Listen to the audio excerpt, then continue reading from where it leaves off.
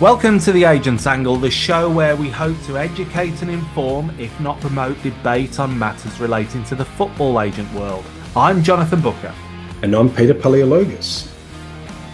As we enter a week with an important deadline for all of those who aspire to be a FIFA licensed football agents, we examine the assistance that exists for these candidates in passing the exam to enter the realm of football agency.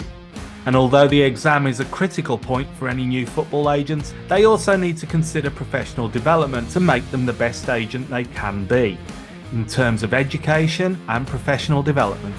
All that to come on this episode of The Agent's Angle.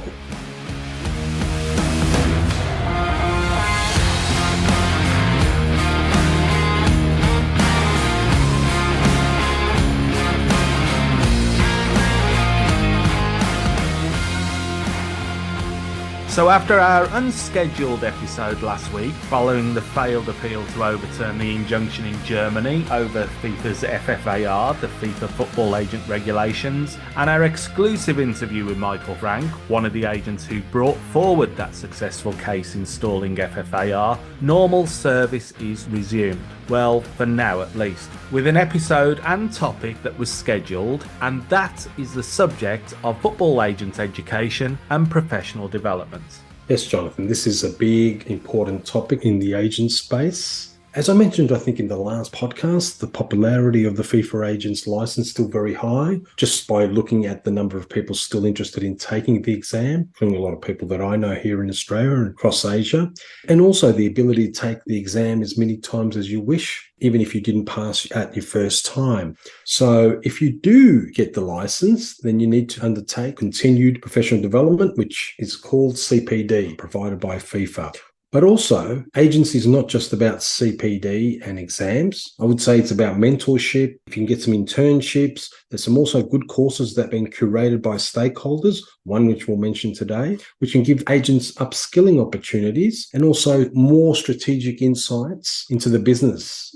But before we start on the main topic for this episode, Peter, there were a couple of things that have recently come out in the news in the last week or so in England and the UK, which I think should be of interest, not just to British football agents, but also those agents around the world who may be working in connection with the British market, either now or in the future. The first is the release of the Football Governance Bill by the UK government relating to an independent football regulator. But the first thing to note is that this still has to be passed into law. And the feeling is that with a clear path, the regulator will be in place by 2025. And I actually support an independent regulator for British football as a whole. However, some in football don't. But on the subject of agents, and as I have said before, there is no mention yet of agents being under the remit of this independent regulator. And that for me is no real surprise given what has been published and spoken of before. However, the impact of such a regulator will affect clubs and leagues. So it is safe to say there will be a knock-on effect for agents in some ways, if only indirectly. The second matter, which will also in time, I believe, be affected by the independent football regulator, is in relation to the Premier League in England, who have agreed a new set of PSR, profit and sustainability rules, which will affect the club's spending and thus the business of agents in the Premier League and beyond. And these new rules could be implemented as early as this summer. But without going into all the technicalities, as I understand it, these rules will be aligned with UEFA's squad cost ratio rules. So it is pretty safe to say Premier League club recruitment will be affected, and this will also have an impact on agents. And also, in my opinion, many clubs around the world who may not even be EPL clubs. But there are a few things to keep in mind with these changes for EPL clubs. The first is, as we mentioned, the independent regulator will have a say in this. Also, at the moment, there's currently a bit of a standoff between the EPL, the Premier League, and the EFL, the English Football League, who represent the divisions that fall immediately below the Premier League over the redistribution of funds. And that's quite a lot of money. And with the aforementioned independent regulator, I understand they will actually have the power to rule on redistribution of such funds when in place, if an agreement cannot be agreed between the leagues and the clubs. Now, I don't know if I should ask an Australian about the fair distribution of funds in football, given the various debates over Australian football finances and development. But Peter, what is your take on those two items I mentioned from an agent's angle, especially from an international perspective? Firstly, this is a very big debate that's happening in England in terms of the new regulator. I've been following a little bit, but I've also been following the distribution of funds. And when we say the distribution of funds, the English Football League clubs, the EFL clubs, they have a target, I believe, about 25% they were hoping for in terms of net media revenue from the Premier League and also EFL combined. And they're thinking they're only offered close to 15%. Now, there's a bit of a standoff. The Premier League, they're saying that they're offering around 21%. So there's still opportunity for negotiation. Now, the only issue for the regulator is, as you know, Jonathan, with the FIFA statutes and the Football Association, what it needs to abide by, and also about political interference. FIFA does not allow political interference. So if an independent regulator is seen as doing things on behalf of the government in order to sort out clubs or sort out leagues, that may be seen as political interference. So that is a big issue. Fair distribution of monies is not just in England, it's across the world. And I'll mention Australia in a sec, but one advantage here in England is you've got the Premier League. The league in terms of funding is at the stratosphere compared to, say, the English Football League and a lot of other leagues in the world. But we also remember, and from outside, that a lot of people care for the EPL. And that's why the EPL gets so much funding. It's not just from England, it's from outside. Now, in Australia, we know that TV rights money is not enough for all the clubs. So there's always a fight about that. Italy had a recent TV deal, which overall the value was slightly down. France's TV or media rights still also had issues. And then in Spain, we had a situation previously where Barcelona and Madrid wanted their own sort of funding model, and then La Liga wanted a certain different type of funding model. So what's happening in England is echoing around the world, but I think England is important because it has 92 clubs, EFL and Premier League, and that distribution is central for all the clubs in terms of going forward, and not just their survival, but their ability to meet all the demands and also grow. Absolutely. And you mentioned there the government interference aspect of it. And that's been a bit of a pet topic for me for a long, long time. And I actually see there's a difference between government interference and government intervention when it comes to football. But that is a big topic in itself. But let's move on from rules and regulations in England and look at something relating to FIFA rules, regulations and licensing. And it is time to utter those dreaded letters, FFAR. Now, as we mentioned in the introduction, at the time this episode of the show is published, it will be just 1 week before the deadline for applications on the 31st of March to sit the third FIFA Football Agents exam in May this year. Miss the deadline and the next exam will likely be in November, but I don't think a date has been confirmed yet for that exam. And the deadline for that one will be at the end of September 2024 to apply. After that, in 2025, we don't know when the next exam will be, if there will be any. And if I recall correctly from the various draft regulations that were being developed pre-2023, the understanding was that from 2025 onwards, there would only be one exam per year, but that may have changed. And with the exam in mind, a lot of people would be looking for help and guidance with the exam. And there has been a deluge of courses on the topic as far back as January 2023, when the FFAR was first publicly released by FIFA. In fact, I would go as far to say that the football agent landscape now has more courses for agents than the PGA has courses for golfers. In early 2023, there were probably 5 notable exam preparation courses, but not more than 10. But now I would estimate there are probably more than 50 courses and new agent preparation courses for the exams coming up almost weekly now. Yes, there's a plethora of agent education courses. You just go to Facebook or LinkedIn, especially LinkedIn, you will see a lot of courses. In fact, if you Google FIFA agent exam course or assistance, a whole lot of courses come up. Some are from big name agencies. Some are from agents with a profile or a brand. Some are from universities or sports management institutes. Law firms are big in the space as well. And then there's the language offerings. There will be several in Spanish and other language offerings as well. And we know also that down the track, there's pressure to offer the exam in Portuguese, at least, because of the Brazilian situation where the court there found that it's not in a language what all the people who want to take the exam understand in Brazil, which is Portuguese. I actually think the FIFA exam, agents exam that is, has created a new industry, consulting, advisory, education industry. And basically, it's become a whole situation itself. Now, generally, with the exam, I would say for me, even though it's multiple choice, it seems like a law exam. And in many ways, in terms of training or structure, it has to be done in like a law school approach or fashion. Now, it's interesting that the agent associations, and there's quite a few of them, none of them are actually providing courses. Some may prefer to link with private providers, but other than one that comes to mind, maybe two, and they're more regional associations, I'm surprised a lot of the agent associations aren't providing courses because at the end of the day, they're central to understanding the regulations and have for a long time. A lot of people that are part of these agent associations would understand that. I'm very surprised with that because they know the content and teaching methodology is very important. Now, just basically on these courses, there's a lot to choose from, and really you would have to assess which one is suitable for you because at the end of the day, it's up to you to study. It's not just based on the instructor and the courses. Yeah, we've seen some of the content for these courses. Some are good, some are bad, and some are downright awful. I think the one that really grates with me are those that have offered to do it free of charge to raise people's awareness, and then they turn around in the second breath and say there's a charge. So that's something to be aware of. In fact, I've seen some courses in the past saying they have exam questions from FIFA as revision material or mock tests.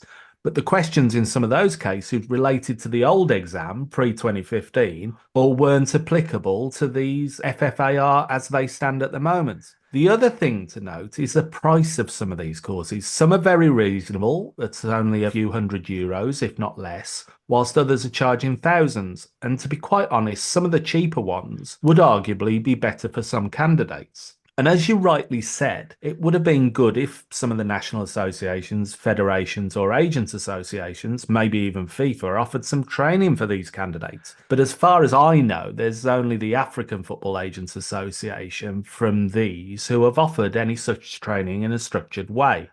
And I know he's far too modest to raise this himself, but my esteemed co-host here has actually mentored and guided free of charge quite a few people through the first two exams and has quite a high success rate himself. But I think your mentoring of candidates for the agent's exam is on hold for the foreseeable future, Peter.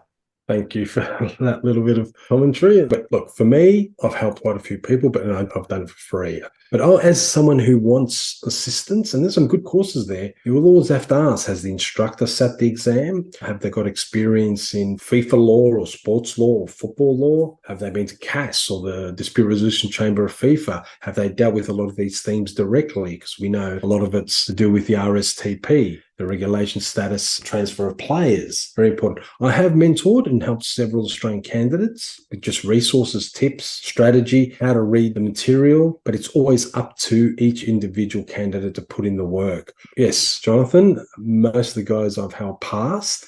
However, it's a case-by-case basis. I've seen one person that I assisted only study 1 week and get through, and someone who studied for 4 months falter. So it's very case-by-case. Now, we mentioned the African Football Agent Association. They did offer a very boutique course for a lot of the African candidates. I actually assisted a little bit. I went to one of the workshops, but not to really go through all the material. It was more about giving brutal, direct advice on what needed to be done and the discipline to prepare for the exam. And that's important. And tips, how to use your time effectively and how to study effectively. I know that we saw the failure rates in the second exam were much higher, although they weren't published. But these exams, for me, are a bit easier than the ones that were done pre-2015, pre the intermediate regulations, where sometimes we only saw 1, 2 people pass at each exam sitting. Absolutely no doubt in my mind they're a bit easier than 2015. But in regards to the course providers, I actually wonder if any of them are confident enough to offer candidates their money back, a free second course, or even the cost of their exam should the candidate fail the exam. Maybe someone does offer this, but I haven't seen one as of yet. But with all the information we have now on the exam after 2 sittings and the observations of many we've spoken to, I don't think there's any one course that will suit every candidate or guarantee success. And in all honesty, what we've heard about the exam, as you rightly said, there's a huge slice of luck involved with what the FIFA database generates in terms of questions that one candidate gets compared to another candidate in the same exam. One person may get 75% of questions on safeguarding and none on FFAR, whilst another candidate gets the exact opposite, or close to. And this imbalance and unfairness is clear from some of the results we have heard about, and you spoke about them there. People who've done little or no preparation and passed, who then demonstrate on social media they don't understand the rules after passing. To those who have failed after getting tough questions and ones open to huge interpretation, despite intense preparation and a good understanding of the rules in the industry. Some candidates may be fine with mock exams, some will need that one-to-one mentoring and all the other tools that are available to them, it seems. And there is no substitute for that revision. And again, the FIFA resources can be wide open to various interpretations and misinterpretation, especially if English, Spanish, or French is not your first language. It can, and that's one of the difficult aspects, because I know a lot of people from Asia and Africa who decide to take it in English, but it's not really their language. It makes it quite difficult. Look, there's a lot of exam techniques that work for people. I mean, I'm not here to give 100 tips. You can get a lot of tips of how to prepare for an exam like this.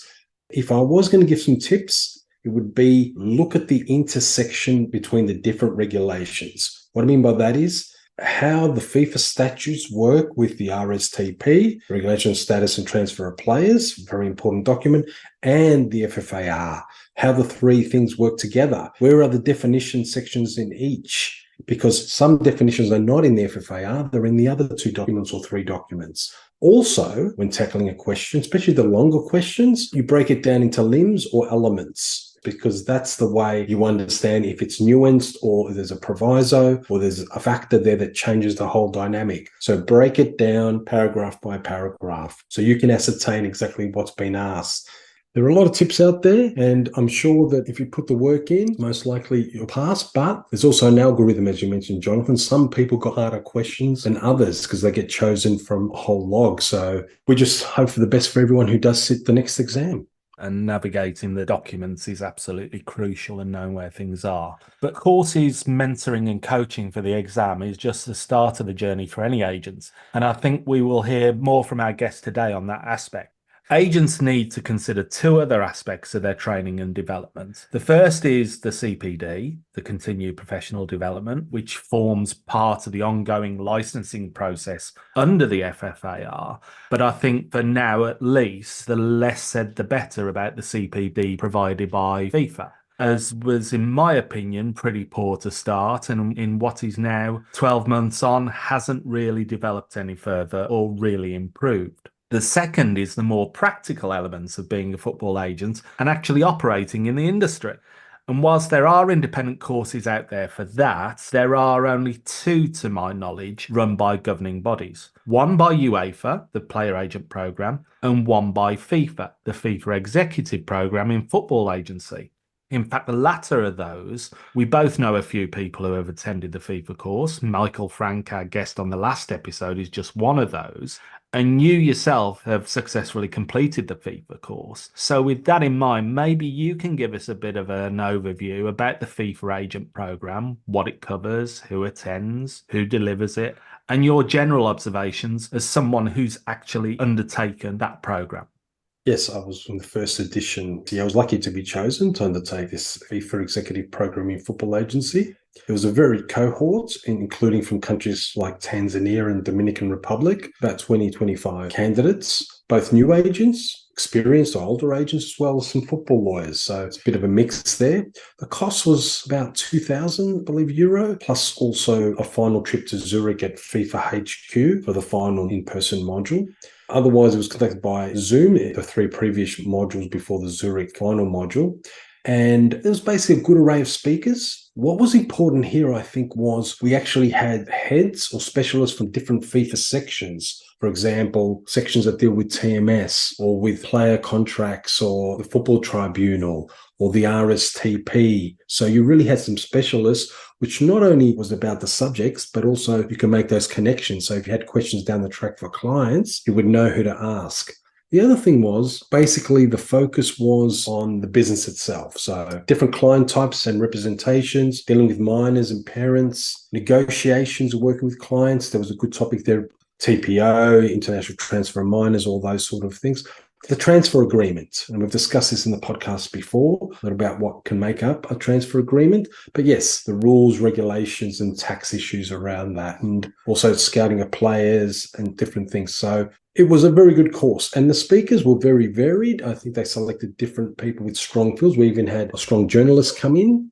So I encourage those who are interested to apply for that FIFA course. But there is another program, and this one is from UEFA, which we are keen to find out more. So with that, I'd like to introduce our guest for today's podcast, Stephane Ehrhart. Stephane's the UEFA Academy Program Manager for the UEFA Player Agents Program. Stephane is a UEFA Academy career transition expert. Stephane has an intriguing and varied career. He was a stadium manager at Limoges in France, an academy coach at RC Strasbourg, the French club. He was a portfolio manager at Sport 5 International in Geneva. And also, which is quite intriguing, he set up a startup agency in China when he was working there for a few years. And interestingly, Stephane has published a guide for players to transition in their second career after football. It's called, in French, Guide After Foot, or the Footballer's Guide in English, available both in French and English. Stephane, welcome to the Agents Angle podcast. We appreciate you coming on. Hi, guys. Nice to meet you all. Thank you for the invitation. Thank you. Now, we've been intrigued with the UEFA Academy generally because I have been on the UEFA Academy website and some fantastic programs, some fantastic resources in terms, and for anyone out there, the UEFA Academy is a resource, it's a library, it's courses that UEFA provides to all stakeholders. Now, one program that, for our program at least, was the Player Agent Program. And this program intrigued us, obviously being a football agent or player agent podcast. We're glad that Stephane's come on. Now, Stephane, can you tell us a little bit more about the course, how long it's been running, how often it runs, and about the first alumni it's seen graduate and the kind of people it attracts? Because having done some research, we looked at some of the first alumni and they're not all agents. Yeah, so first of all, the program was just launched last year. So it's a very new program. You might have seen on the website, we have developed quite a lot of new programs over the last 2-3 years. One about recruiters and scouts, another one about TV pundits, another one about the agents, and so on and so on. So the original idea was that from a UEFA perspective, we thought that it was important to create a platform for agents because they are clearly part of the football landscape of the business and not in our intention to change that. And we had the feeling that there was still a lot of people on the market that were not really educated to do this job, didn't have really the right level of knowledge, of expertise and experience to perform this job at the right level. And so we thought that it would be interesting to launch a course. The other point that we noticed is that many agents actually work, let's say, quite secretly or just between themselves. So they don't really have a platform to share, to discuss, to interact with each other because, of course, they are competitors. So we also thought that creating a platform for different agents from different countries to discuss, to share, and to have an open platform to just basically network and discuss was an interesting thing to do. And the technical part of the program is quite simple. It's very similar to most of our other programs that we go for quality. So you might have seen the figures of the FIFA, exam that many agents were taking all around the world. So I think it was 6,000 at the end who actually completed it successfully. We select 35 people every 2 years. So obviously it's a very different approach. The idea is that we have 3 different seminars face to face. So we spend like almost a week together every time, which gives a platform for content, but also gives a very good platform for networking and actually knowing each other and having different opportunities to discuss. Then in between these seminars, which are organized directly at the clubs, we have some online sessions, online masterclasses. This gives us an opportunity to invite speakers from other regions who also share their knowledge and experience and expertise.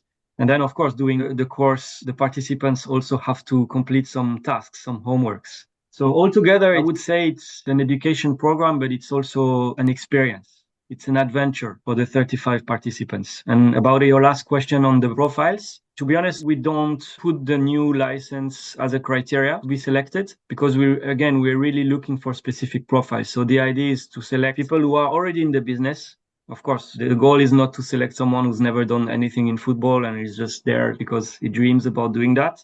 We select professionals and we also select people. So behind the professional, we want to understand who is the person, why he wants to do into this job, what he wants to do in this line of business, how he would like to perform his job, and what are his values and culture, and what he's going actually to bring to the group. So yeah, it's a tough selection, but we okay to stand for it. We don't mind. And the course is run every 2 seasons. So it's done in, let's say, alternatively with the UEFA Elite Scout program. So just last year in 2023, from September to December, we delivered the second edition of the Scout program. And in this year, in 2024, September to December, we will deliver the second edition of the UEFA Player Agent program. Very interesting that you say it's seminars and then online, and people get 3-week opportunities to come together, or the alumni, or I should say the candidates taking the course. Just in terms of subject areas, I had a look at the course a little bit deeper from your brochure, and some of the standouts were technology, which we know that Y-Scout, Instat as well, and there's so many other platforms that are used by agents and scouts, case studies, and also a negotiation skill aspect. Can you tell us a little about why these topics were chosen, or what the focus is in terms of the topics or subjects for the course? Yeah, basically, we want to run a 360-degree approach for agents. That's the objective. We want a top agent to be able to have this knowledge about all the different topics. So first, before everything, the football knowledge is not business knowledge first, it's football knowledge first. So understanding the game, understanding the environment, understanding how football works, understanding how football governance is organized. So it might sound a little bit off, but it's actually really important. And then we slowly go through all the different topics. You mentioned video analysis, data, etc. I mean, how can you work in football today and not know what this is? You don't need to become an absolute expert of huddle or impact or whatever, but you need to know what it is, and you need to know how clubs recruit their players, and you need to know what is the new internal process that clubs are following so that you can fit into this process and deliver a good service. Of course, some clubs still listen to agents who make suggestions and say, oh, what about this left back, and what about this number 10, and what do you think about this young kid, etc., etc. But you need to be aligned with what the club is doing on the other side. And clubs more and more use data and use video. So from an agent perspective, you need to understand how this works. You need to understand where it's coming from. You need to understand what is their objectives. And as you said, many agents also use data. You saw the recent examples of Kevin De Bruyne showing up in his, let's say, business meeting with Man City, showing all these great figures and saying, this is how much I'm worth now. So it's also valid on the other side. And to be honest, I really see a lot of similarities between recruiters and agents now. I'm not saying that they're doing the same job, but there are a lot of similarities in their day-to-day tasks, except that they are on the other side of the table. So this leads also naturally to the last point you mentioned about negotiation. And a negotiation is not ripping off the other side. A negotiation is not killing your opponent. A negotiation is working in harmony with another party, and at the end of the day, being happy with the deal from the agent side, from the club side, and from the player side. And here again, you don't need to reinvent the wheel. There are a lot of good techniques that exist that have been developed for decades and work really well. So we just want the top agents to know these techniques and to be able to use them on a daily basis, and to have a professional approach when they speak to coaches, when they speak to clubs, when they speak to sporting directors, when they speak to scouts, when they speak to other agents, or when they speak to their own players. So yeah, we went with let's say, a strategy of delivering a 360-degree approach course. And then we went line by line in all the different topics, making sure that we cover it in one way or another. So this is why you saw in the brochure that we have some presentations, we have some case studies, we have some exercises, we have some group talks, we have some panels. We attend games, live games, where the agents need to analyze what's happening in front of them. And this is what we did on the first edition as well. So we had a look at the course outline, and we identified a lot of very interesting and good panel of presenters. Can you tell us a little about who are the type of presenters in the UEFA course? Yeah. First of all, I want to say how lucky and fortunate I am to be able to develop this course in the context of UEFA, because this is basically giving us the opportunity to have the best of the best. So we want the best candidates. This is why we have such a, let's say, a sophisticated selection process. And of course, on the other side, we want the best experts to talk to them. So this UEFA badge helped me and help us to approach all these experts, invite them on the course, and share. And it's, of course, great content and great opportunities for the participants, both from the knowledge side, but also from the network side. But to be honest, it's also a great experience for us, the speakers, because we also learn a lot from all the experts that come in and share. And we also learn a lot from the participants themselves, because all of them have been in the business, have been on the market, have been doing some transfers, have been managing some players in lots of different countries. I think the last edition was 26 different countries in the group. So the experts who come and speak and share also learn a lot from the group. This is why it's so interesting and so exciting to have all these people in the same room, because it's learning as well in 360-degree dimensions. Stephane, there's a lot of other courses around now aimed at agents, and I think it's fair to say it's been a bit of an avalanche of courses, probably prompted by the exam and the new license. How does the UEFA course differ from those other courses? And also, how does it complement those programs and courses, and vice versa, do you think? Well, you nailed it. Like, you put the finger on it. It's that most of the courses that exist are just there for you to pass that FIFA exam. So they're giving you the tricks on how to do the test and how to understand the questions and what's the right way to, let's say, increase your percentage of success in the questions and eventually on the test, which is all fine. I mean, at the end of the day, if you want to pass this test, you need to be prepared for it, and this is fine. But for me, the best metaphor is to compare with your driving license. Driving a car. You want to be a Formula One driver. Okay, maybe you pass your driving license. That's not making you a top driver. That's not making you a Formula One driver. So we have the same approach here. Like, okay, it's one thing to answer these questions and read those regulations and understand them, but now you have to learn how to do the job. And learning how to do the job is not going to be done in 15 hours online by just answering a few questions. So, as I said before anything else, you need to understand football. You need to understand the game. You need to be able to read the game. You need to be able to analyze the performance of a team, and within that team, your player or your players, if you have several in. To know that, you will need years, and you will need experience, and you will need a hell of a lot of live games and video games, etc. So all the other parts is the same. We mentioned the business side of things. You need time, you need to practice, you need to understand. Then you need to develop your network. You need to know other agents, you need to know clubs, you need to know players, you need to know sporting directors. And again, you're not going to learn this by doing an online course for 10 hours and answering 20 questions. So this is our aim. It's like we want to be doing the training of these guys, not just giving the driving license. Touching on that exam and the test and the new regulation, it's made the agents world a really uncertain place at the moment, not least in the last couple of years. How has the change with regulations affected the course? Has it made you redefine certain aspects and address that within the course? Just in terms of regulations alone, is the course framed around the FFAR, the FIFA Football Agent regulations, the RWWI, regulations on working with intermediaries, or is it a collection of national approaches and regulations within the UEFA nations, or even a mix of all of those? We would have a global approach on these things. So we basically look at the whole world. And then our approach is to say, first of all, you have three possible cases. First case, you already had your license before they even put the new system in place. And in the first edition of the course, the new FIFA regulations were not in place, and it still worked perfectly fine. We had a few French guys on the course last time, and they are still obliged to follow the French law, which is different from the new FIFA regulation. And our new approach for the next edition is that, again, doesn't matter your status, you can apply. And then if you have not passed the FIFA test yet and you want to do so, the alumni of our program will help you to pass the exam, because many of these guys have done it last year, so they know how it works and they can help you get ready for it. But this is not the content of the course. The content of the course is how to perform your job, how to be good at your job, how to understand football, how to do a deal, how to work with another agent, how to work with sporting directors, etc., etc. The fact that you need to pass this test for me is on the side. Of course, we will share the regulations and we will also discuss them.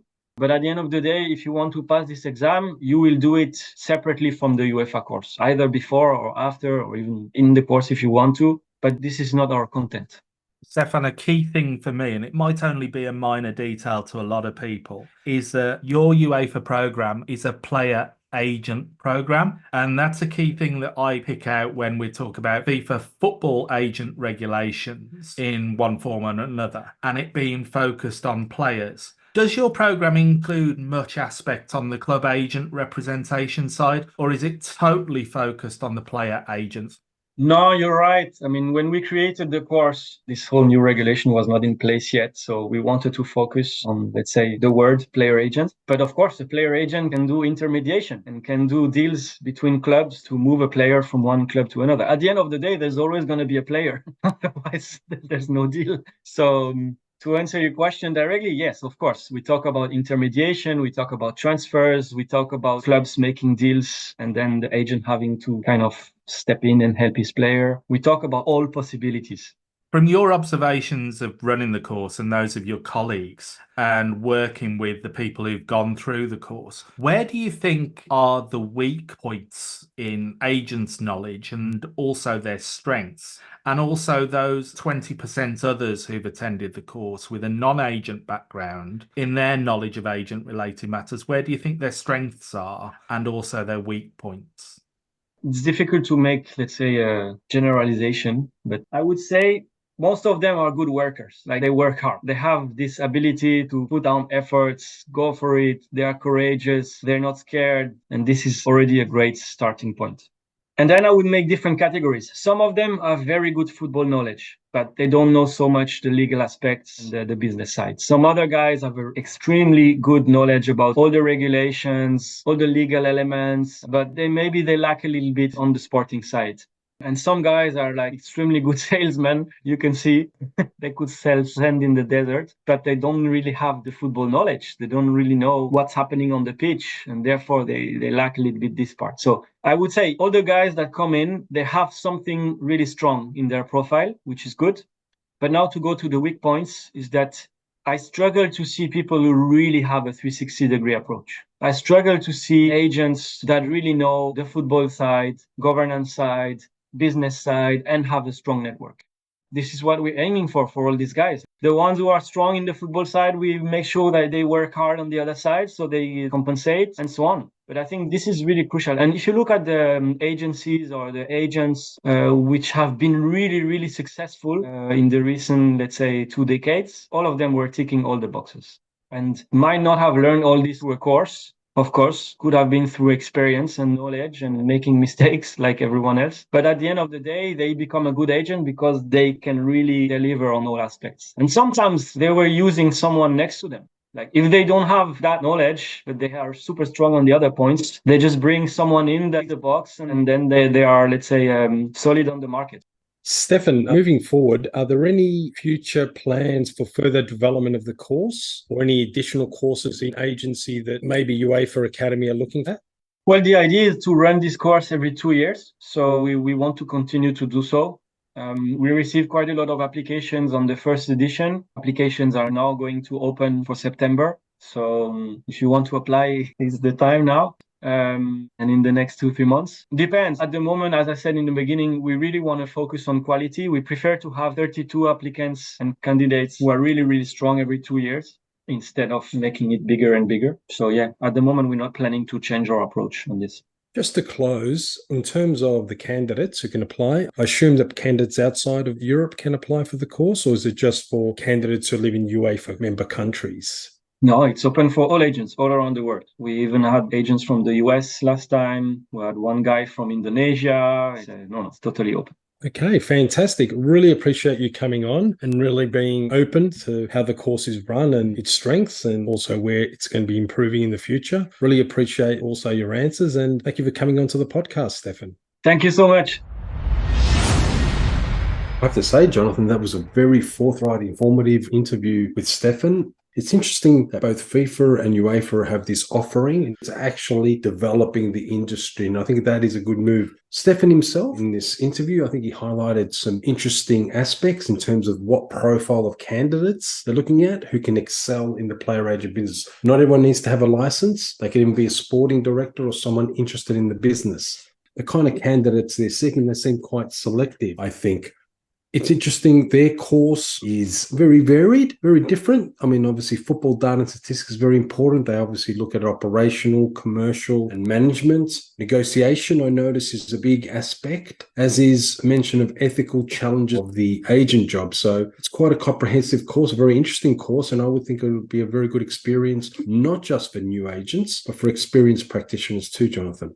Now, people listening may well be wondering why we featured UEFA's course and not anyone else's. The first reason behind that is that we want to try and keep the agent's angle as independent as possible on such topics. Secondly, we were only aware that out of all the federations, only UEFA runs such an agent programme. And although Peter spoke about the FIFA Executive Agent Programme prior to our interview with Stephane, FIFA have also been invited to come on the show numerous times to talk about their agent programme, but yet again they avoided the proposition, as they did with talking about their agent CPD, and their rejection to talk about aspects of FFAR amongst other things with us. All this in an age of transparency, openness and consultation, it would appear.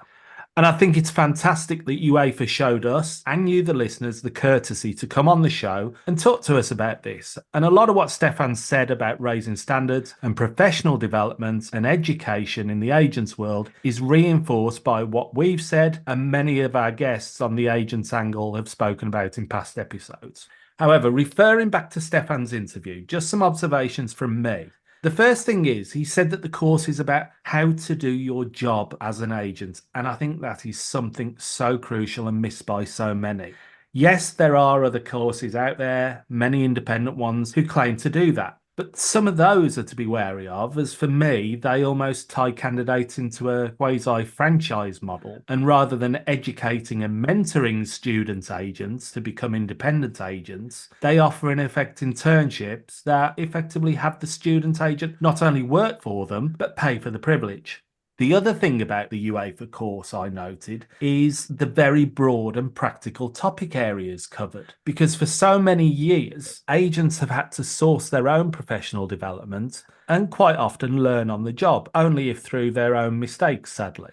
When I was with Sophia, the Society of Football Intermediaries and Agents, we ran courses with partners on a variety of practical subjects for agents, such as data analysis, scouting with the likes of Y-Scout, tax with HMRC, and others. Also, it seems that Stephane and his colleagues at UEFA recognise the broader role that agents do and look to develop that skill set. And whilst some football bodies don't seemingly recognise the broad role some agents play, or that agents are stakeholders in typical governance models, it seems UEFA do recognise agents as a clear and defined stakeholder. I think Stephane even said that they recognised agents as an important part of the football landscape, and they didn't want to change that. And like Rafaela Pimenta said on episode 31 of the Agents Angle, Stephane spoke of the emphasis on the student cohort being a group, networking, supporting, sharing knowledge and sharing ideas. As many aren't aware that the role of a football agent can be a lonely one, especially if you are independent. And finally, the selection criteria for the course is not only about the quality of the candidates, but also looks at their values, aims and goals, which for me is so important if this industry is to improve its image and raise professional standards. The interesting thing about this course is it provides many networking opportunities, not just amongst the 30-35 cohorts, but also with a lot of the presenters and speakers on the course. And the next one, which I believe is next year, because they do it every 2 years, UEFA Academy, part of it's in Portugal, other part of it's in Germany, other part of it's at the UEFA headquarters in Switzerland, I think Nyon. And they look at other facets of the business. One is scouting players, which I think now has become more important for agents, especially in identifying talent. We mentioned talent identification before. And then also they're looking at the 360 approach to agency in the terms of probably they want to look at it holistically and also look at how the business develops. Now, one interesting thing would be for me, is a UEFA course. Is there a more international dimension in the UEFA course, or are they looking to expand on that? Because yes, the home of football, the home of deals, the biggest player agents are in Europe. However, we know the plates or the game is shifting. A lot more deals in Asia, obviously the Americas, Brazilian teams really pushing a lot of export talent. and Africa, who's developing a lot of the talent. How you deal with that market, the dynamics of that market, the talent identification, the ability to bring those players into the countries to play. All courses improve over time. The UEFA course, I think, is at the cutting edge. Very good experience, different countries, but also there's opportunities to expand it beyond, I would say, a UEFA European mindset. And speaking to Stephane, he did say that candidates from outside Europe are welcome to apply and will be accepted if they are the right fit and the type of people they're looking for, Jonathan. I think that was a great thing that he actually closed it off by saying, after you posed the question to him, that it's open to everybody around the world. And I say this as a European, that there is a Eurocentric approach with some of the community in football, if not, dare I say, a Euro snobbery. And they've put that to one side with this course. They've opened the doors to everyone. If you're the right person and you meet the criteria, the doors to this course are open, it would seem. However, I do have some concerns, more so as a critical friend rather than direct criticism of the UEFA programme, as I think it's a really welcome programme and should be applauded. The first is the lack of focus on the regulations, as this is a crucial part of doing the job after all. Plus, as we mentioned earlier, some people pass the FIFA agents exam, still not thoroughly understanding the regulations and their responsibilities. And it would be good to have a course that aimed at eliminating some of those FIFA grey areas on misinterpretation. Then there's the cost. This course is approximately €8,000. That's almost 9,000 US dollars. Whilst the FIFA course at this time is roughly 2,000 US dollars. The same as the long established Loughborough University program, I think. And although cost doesn't necessarily correlate to value, I think this price point will exclude a lot of good agents from the UEFA programme. I actually considered applying myself, but comparing perceived value to cost, I deemed it a little bit too much for me from my perspective. Then there's the intake of just 35 candidates in each cohort, and that's every 2 years. So by the turn of the next century, at this rate, just over 1,000 candidates would be able to attend this programme. So that's over the course of 75 years. Yet, although Stephane didn't say it, I got the impression UEFA may be considering increasing the frequency of the courses due to demand, but we'll wait to see. And finally, the factor of having a FIFA agent's license not being part of the criteria to enroll on the course, I found a little bit strange, at least for the 80% of the cohort that would fall into the agent category, as surely that may result in some licensed agents missing out from the course, or even encourage unlicensed agency activity, dare I say. And as I said before, this course is about how to do the job and should surely come after someone is licensed. That's an interesting point, Jonathan. In our research for this podcast, we looked at obviously a lot of courses offering training for the exam, the FIFA agents exam, but there are also a lot of courses about how to do the business. And I think it's important here that for someone who wants to take the UEFA Academy course, this program, they're in a dilemma. Do they take the exam first so then they can learn and embellish their skills in the business? Or is it better to do a course like this, see if you really enjoy the business and then go get the license? This is an interesting conundrum for a lot of people, I would say. What do you do first? Do you do one or the other? But there's also more to that. There are other courses, sporting director courses that are around, scouting courses that we know that are around, and these skills sort of interrelate. Now, it's interesting, players or ex-players or players about to retire are sort of good candidates for this course as well, not just intermediary or agents. I wonder if FFAR itself would provide scholarships for some of the candidates to this course, especially ex-players. Also, what about agent organizations who don't have a course? They provide or assist some of their agents or potential proteges or whatever to undertake this course. I mean, we need to see a lot more of that happening in the space. And we talk about professionalization of agents. And it is a very individual business, individual centric, because it is a tough business. You know, you're looking at client loyalties and all that. But the proliferation of courses, of offerings, of elite courses from stakeholders like the FIFA course and now this UEFA course shows there is demand. But I would like to see also more support structures around it and for other stakeholders to step up to the plate and support some of the candidates as well. But I think we can agree it looks a very good program, albeit probably a bit too costly for some, and anything that raises those professional standards we all welcome. But this program is effectively part of the agent's own CPD, continued professional development. And although it isn't mandatory, we do have a mandatory CPD requirement for licensed agents at the moment from FIFA. And I think when it was announced, the idea of CPD, it was welcomed by the majority. And it's a major part for me in adding value to having a FIFA agent's license. However, the FIFA agent platform went live in, I recall, April 2023, which is almost a year ago now.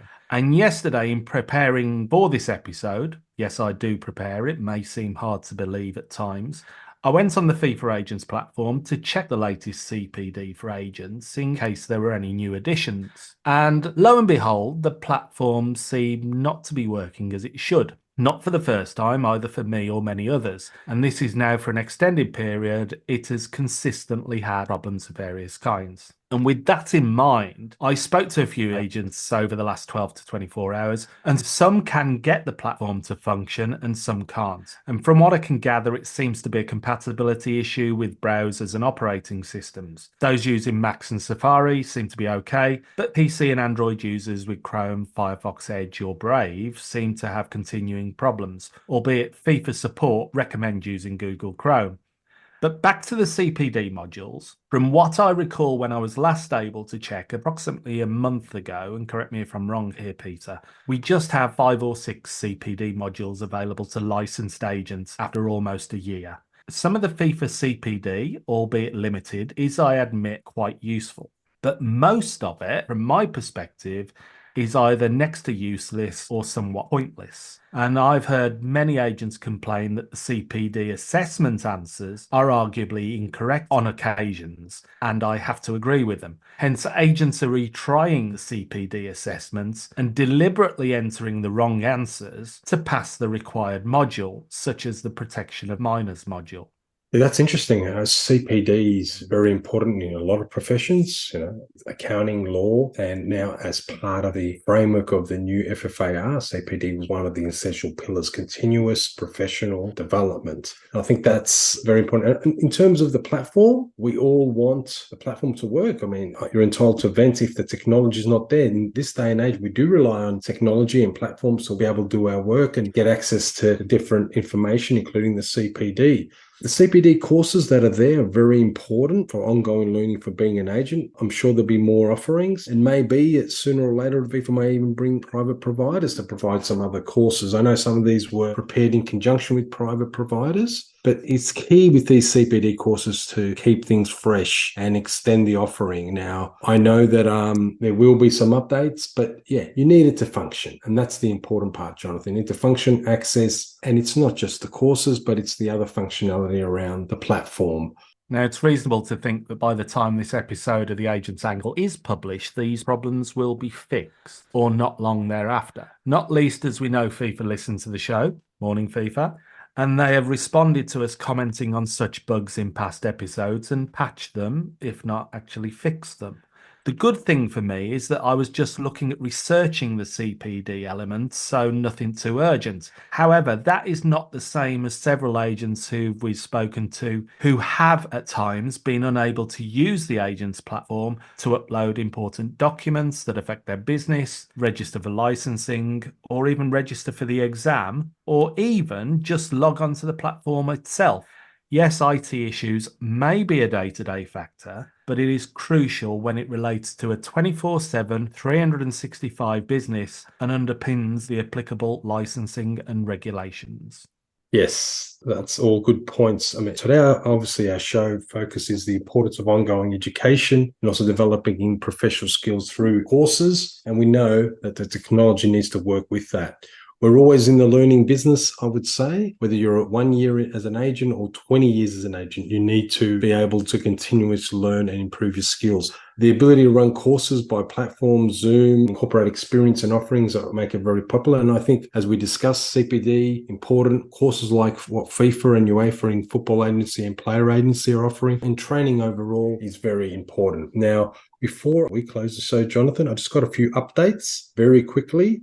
This week there was the Transfer Room Summit, who had their meetings in Rome. A lot of agents went to this event to network, and I think there was over 300 clubs. So that was a big agent event going on, obviously with clubs, but working through Transfer Room.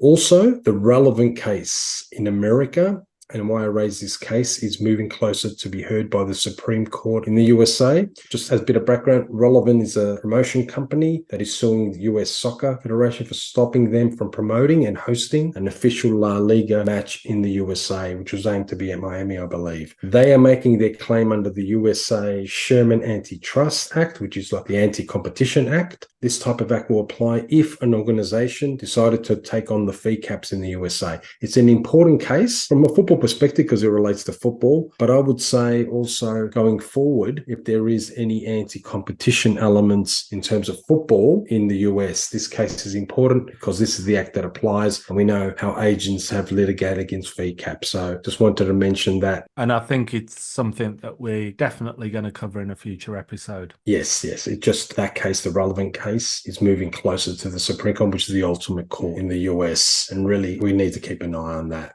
Now, please share the links to our recent episodes for anyone interested. We've had fantastic speakers over the last 30 episodes. We've had a very interesting educational piece today, so really please share to anyone who's interested. Please also complete some of our surveys on Spotify, and please also feel free to send us an email if you're keen on a certain topic or want us to chase a guest. Bye from me. So until the next episode of The Agent's Angle, take care, everyone. And for those of you who are looking to register for the third FIFA Agents exam, you have less than 7 days now to apply. That's if the FIFA Agent platform allows you to register. Good luck and bye for now.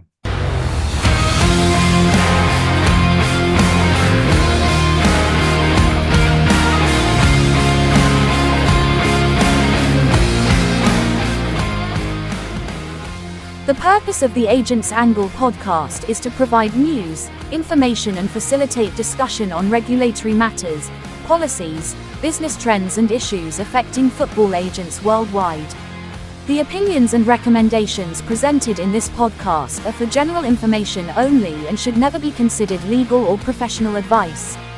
Furthermore, the views expressed by guests are their own and their appearance on the program does not imply an endorsement of them or any entity they represent.